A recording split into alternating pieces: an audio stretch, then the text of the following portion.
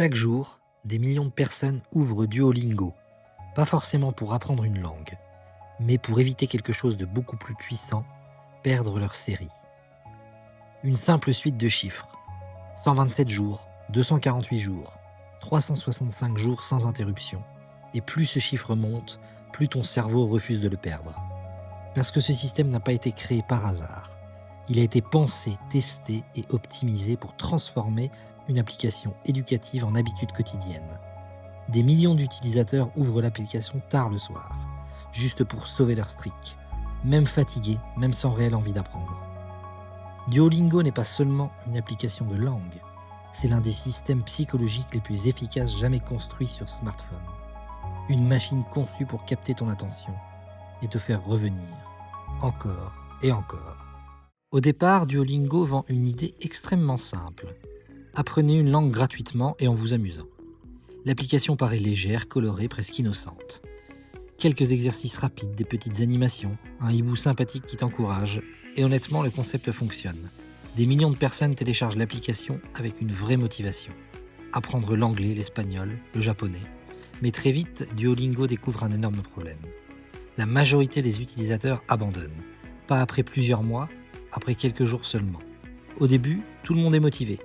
Puis la motivation disparaît. Comme dans le sport, comme dans les régimes, comme dans presque toutes les nouvelles habitudes. Et ça, pour une application gratuite, c'est un désastre. Parce qu'un utilisateur qui arrête de revenir ne rapporte plus rien. Alors, Duolingo a compris quelque chose d'essentiel. Le vrai problème n'était pas d'enseigner une langue. Le vrai problème, c'était de retenir ton attention.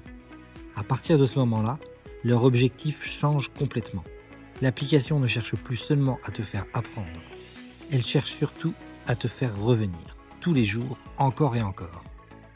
Et pour réussir ça, Duolingo commence à transformer l'apprentissage en jeu psychologique, des XP, des récompenses, des ligues, des objectifs quotidiens, des séries à maintenir. Chaque action déclenche une petite récompense dans ton cerveau, un son, une animation, une validation immédiate, exactement comme dans un jeu mobile. Et ce n'est pas un hasard.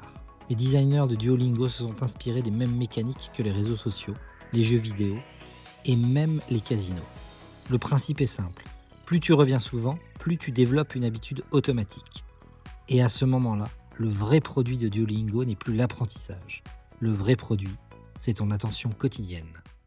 Le cœur du système tient dans une seule mécanique, la streak. Une simple suite de jours consécutifs, un chiffre, une flamme, rien de plus. Et pourtant, cette petite icône est capable de pousser des millions de personnes à ouvrir l'application tous les jours. Même quand elles sont fatiguées, même quand elles n'ont pas envie d'apprendre, même tard le soir, juste pour sauver la série. Parce qu'à partir du moment où ton cerveau voit une progression continue, il commence à s'y attacher émotionnellement. Et plus le chiffre monte, plus il devient difficile de le laisser mourir. Psychologiquement, ce mécanisme repose sur un principe extrêmement puissant, l'aversion à la perte. Une idée très connue en psychologie comportementale. En résumé, les humains souffrent davantage de perdre quelque chose qu'ils ne ressentent du plaisir à le gagner. Perdre 100 € fait bien plus mal que de gagner 100 € ne rend heureux. Et Duolingo applique exactement ce principe à ta série quotidienne. Ton cerveau ne voit plus seulement un nombre, il voit 127 jours d'effort, de régularité, de temps investi. Alors perdre cette série donne l'impression d'avoir gâché tout ce que tu avais construit. Même si, objectivement, ce n'est qu'un chiffre virtuel. Et c'est là que le système devient redoutable. Ton cerveau souffre plus à l'idée de perdre sa streak qu'il ne ressent de plaisir en la maintenant. Autrement dit, tu n'ouvres plus forcément l'application pour progresser, tu l'ouvres pour éviter une sensation négative, éviter la culpabilité, éviter la perte, éviter de casser la chaîne. Et cette nuance change tout, parce qu'à ce moment-là, le comportement devient automatique. Et Duolingo ne s'arrête pas là. L'application ajoute ensuite toute une couche de stimulation permanente. Des récompenses, des coffres, des animations, des défis quotidiens, des objectifs spéciaux, des classements compétitifs. Chaque action déclenche un mini-feedback positif. Une couleur vive, un son satisfaisant, une animation rapide, une montée d'XP. Et toutes ces micro-récompenses activent le système de dopamine du cerveau. La même mécanique utilisée par les réseaux sociaux, les jeux free-to-play et les applications les plus addictives. Au final, Duolingo ressemble beaucoup moins à un manuel scolaire qu'à un jeu optimisé pour la rétention. Tout est conçu pour maintenir ton attention quelques minutes de plus. Une récompense arrive toujours bientôt. Un objectif est presque terminé, une ligue peut encore être gagnée. Et ton cerveau adore ça.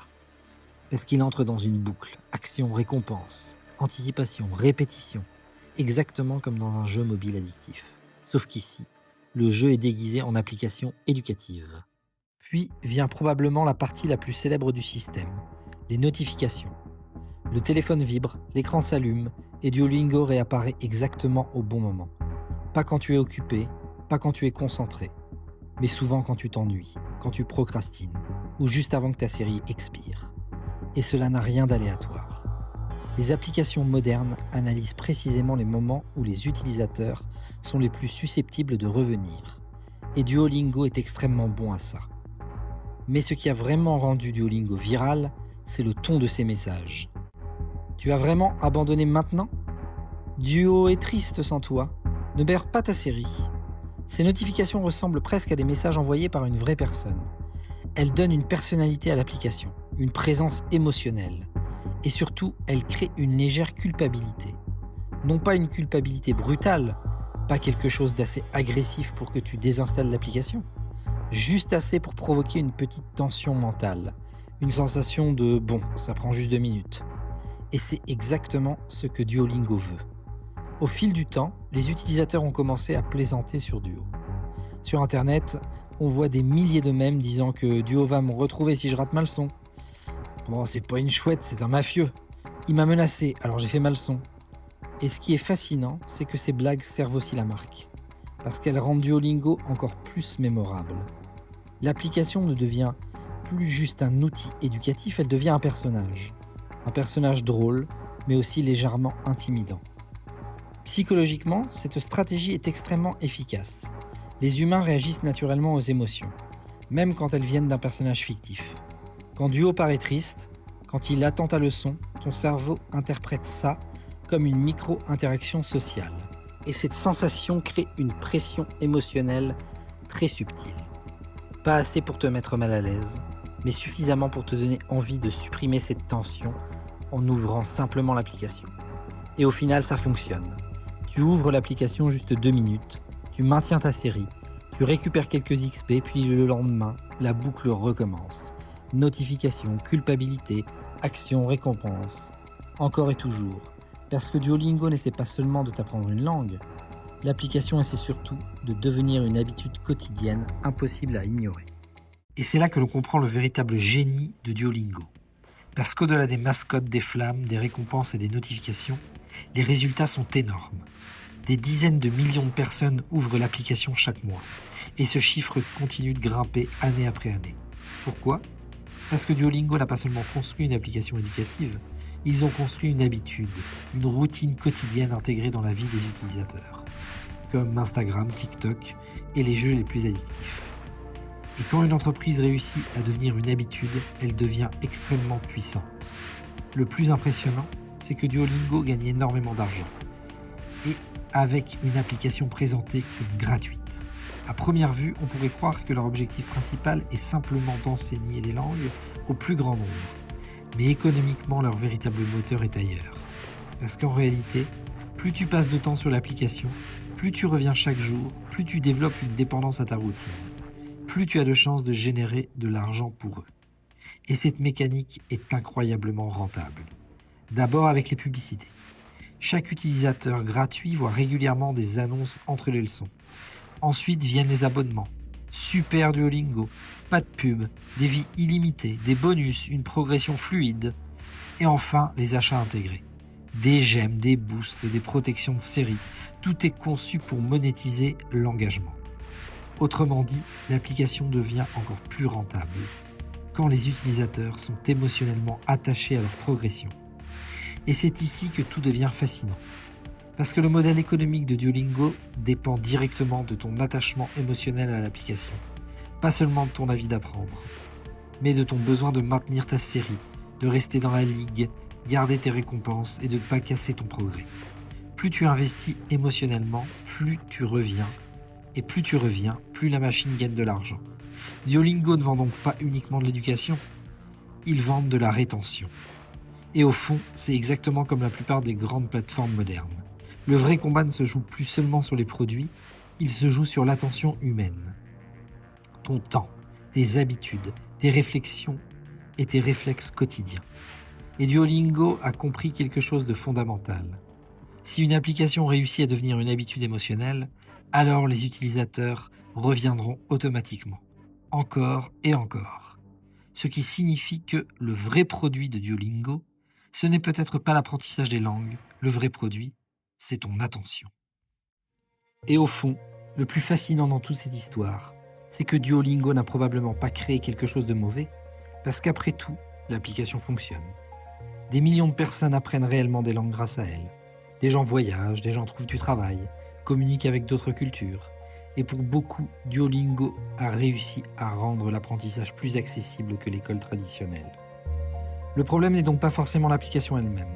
Le plus intéressant, c'est ce qu'elle révèle sur l'Internet moderne. Aujourd'hui, les plateformes ne se battent plus uniquement pour proposer le meilleur service. Elles se battent pour capter ton attention. Quelques secondes de plus, une ouverture de plus, une notification de plus. Parce que dans l'économie numérique, l'attention humaine est devenue l'une des ressources les plus précieuses au monde. Et ça, Duolingo l'a parfaitement compris. Les humains ne fonctionnent pas uniquement avec la logique. Nous fonctionnons avec des émotions, des habitudes, la peur de perdre, la récompense, la validation et les automatismes. Ce qui rend ces systèmes si puissants, c'est qu'ils agissent souvent sans qu'on s'en rende compte. Tu ne te dis pas « je vais me faire manipuler par une appli ». Tu te dis « je vais faire une petite leçon rapide ». Et c'est peut-être ça, la grande leçon derrière Duolingo.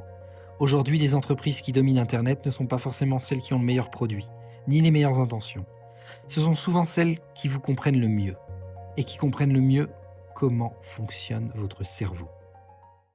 Celles qui savent créer des habitudes, des réflexes et des émotions, et parfois même des dépendances légères. Parce qu'une fois qu'une application entre dans ta routine, elle devient extrêmement difficile à quitter. Et c'est exactement pour ça que ces plateformes valent des milliards. Alors la prochaine fois que ton téléphone vibre, pose-toi une question. Est-ce que tu contrôles vraiment l'application ? Ou est-ce que ce n'est pas plutôt elle qui te contrôle ? Abonne-toi pour d'autres histoires sur les systèmes invisibles qui contrôlent Internet moderne.